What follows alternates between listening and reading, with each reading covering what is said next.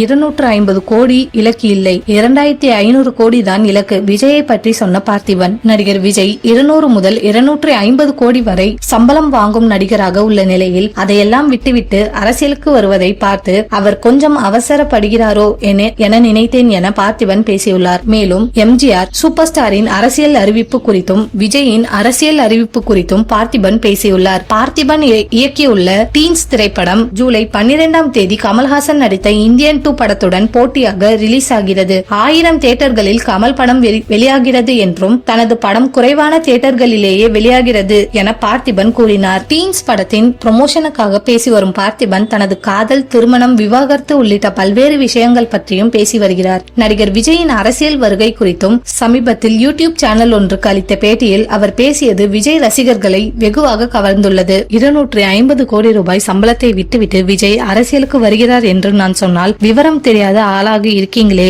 அவர் அரசியலுக்கு வருவதே 2500 கோடி சம்பாதிக்கத்தான் என ஒரு சிலர் தங்கள் கருத்துக்களை தெரிவிக்கின்றனர். அது வேறு கோணத்திலான கருத்து, அதை வரவேற்கலாம், அதை விவாதிக்கலாம். ஆனால் வெறுமனே திட்டுபவர்களை கண்டுகொள்ள கூடாது என பார்த்திபன் பேசியுள்ளார். 200 கோடியை பார்த்தாச்சு, ஹீரோவாக பல படங்கள் நடிச்சாச்சு. ஆனால் ரியல் ஹீரோ யாரு? மக்களுக்கு உதவுபவர்கள் தான் என்பதை புரிந்து கொண்டு ரியல் ஹீரோவாக வேண்டும் என்ற எண்ணத்தில் தான் விஜய் அரசியலுக்கு வருகிறார் என நினைக்கிறேன். அவருக்கு எனது பாராட்டுகள் என பார்த்திபன் பேசியுள்ளார்.